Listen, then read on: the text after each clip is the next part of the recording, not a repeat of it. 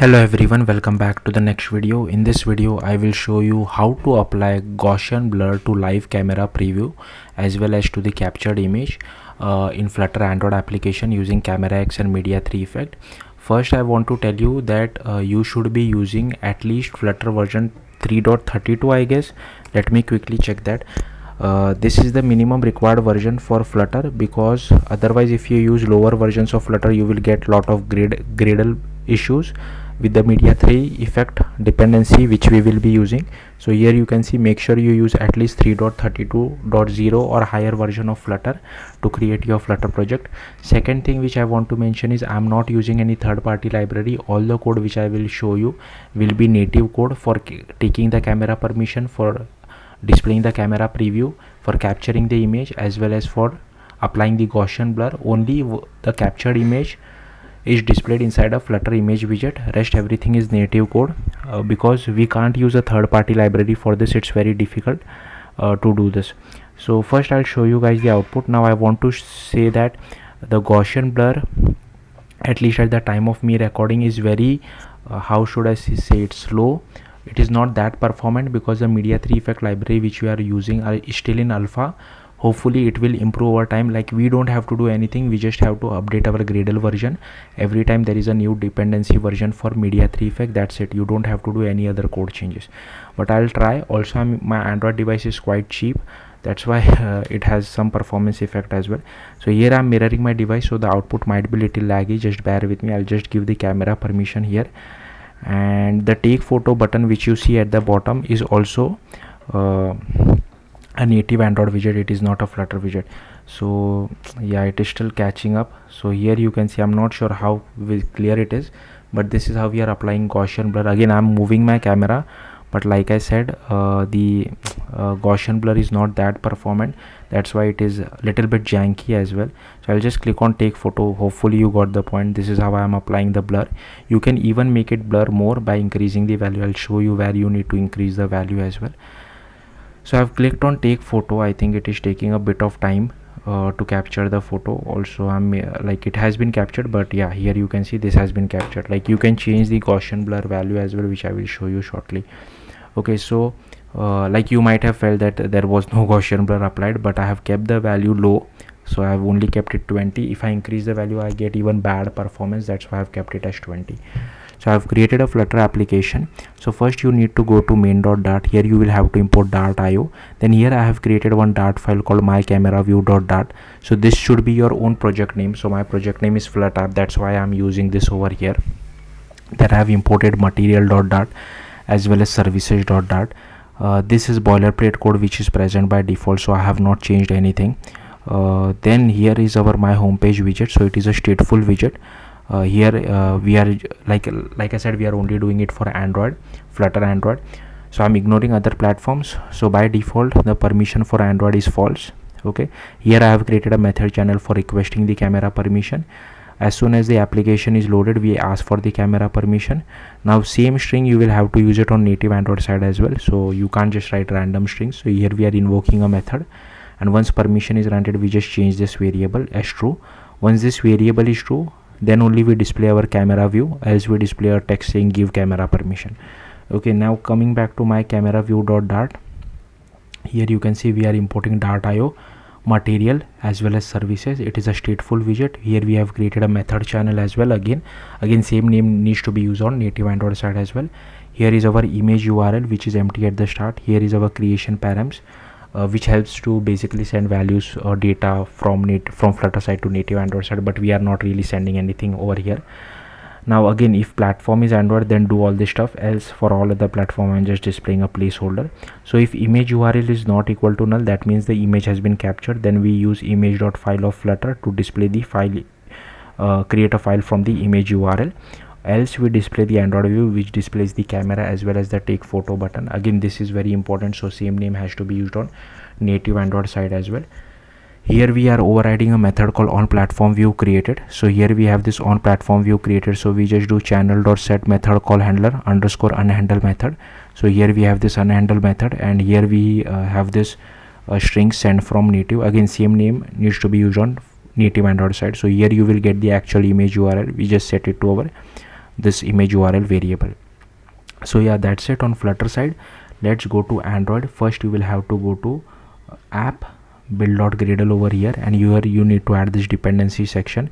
So you need to add Android X camera core, then Android X camera 2, then the Android X camera lifecycle, Android X camera view, Android X media 3 effect, which is still in alpha like I told you at the time of recording, but if there is some stable version available by the time you guys watch this video, make sure you use the stable version so that you don't get performance issues for your Gaussian blur.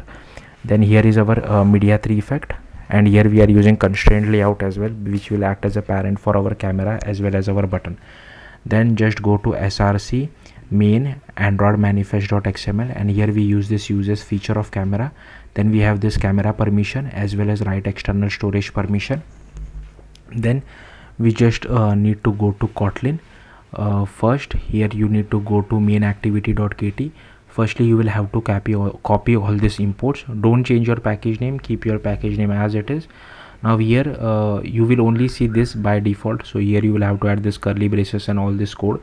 So first we are requesting for camera permission as well as write external storage permission, and this method channel result is used for sending data back to Flutter side. Here we have this on request permission result. So once the permission has been granted, we send back true, else we send back false. This is a helper method which we have created just to check whether all permissions was granted or not. Here we override configure Flutter engine. So we just register our camera view, and here you can see we are creating another kotlin file which we are basically initializing it over here, which I'll come back shortly. And this again method channel is for camera permission. So once you call it from Flutter side, this is the entry point, and then we call activity.request permission, and once permission has been granted, it comes over here. So hopefully you got the point. Now coming back to this my camera view factory. So firstly you will have to create this factory class. So this is basically a boilerplate which you have to write every time you want to embed a native Android view inside your Flutter application. So don't worry too much about it. Just make sure you write your own package name, whatever you have inside your main activity.kt. Don't copy my package name, rest everything you can copy. So this is all the code for it. So feel free to pause the video and just copy all this code. Then here you can see we are initializing this my camera view. So here we have created another kotlin file called mycameraview.kt. Again this should be your own package name. These are all the imports. So again there are a lot of imports, so feel free to pause the video and just copy this imports. Again I'll simply scroll through this.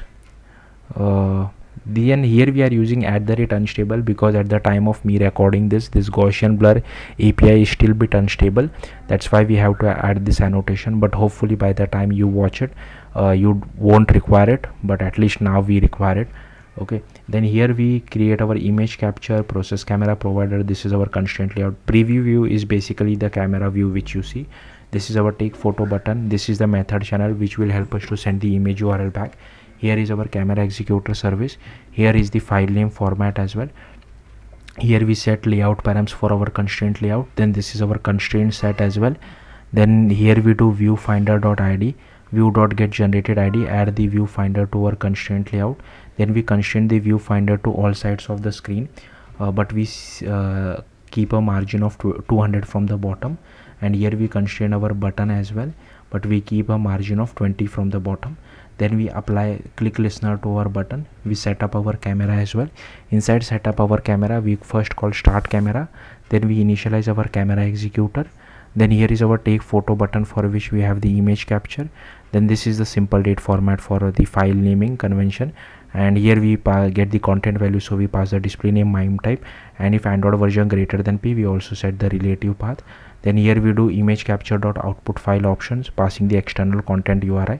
Then we do image capture.take picture, passing in the output option, context compat.getMain executor, and once image is saved, this callback gets called, and here with the help of this particular method we send the image URI back to Flutter side. Then we shut down our executor, shut down like unbind our camera provider. Here we have one helper method basically to get the URI of the image back. Then here we override get view, from which we return constraint layout. Here we have this dispose method as well, where we shut down our camera executor. Here is our start camera, for which we define aspect ratio strategy as well as resolution selector. Then here we have this process camera provider.get instance. Then we have this camera provider future.add listener, camera provider future.get, and here we assign our camera provider to mCamera provider. Here we initialize our preview view. Here we initialize our image capture as well. Here we set the default back camera. Here we initialize use case group builder as well, adding our preview as well as image capture use case. This is the media 3 effect which we are applying to our preview view, video capture as well as image capture. And then we set the effect of Gaussian blur. So again, you can play around with this value. If we change this value higher, there will be more Gaussian blur. Then we do use case group builder dot add effect, media 3 effect. We unbind our camera provider, bind it to the lifecycle. Finally pass the context compat.get main executor, passing the context. So yeah, that's all there is to it. If you have any questions, do let me know in the comments. Thank you for watching. Bye.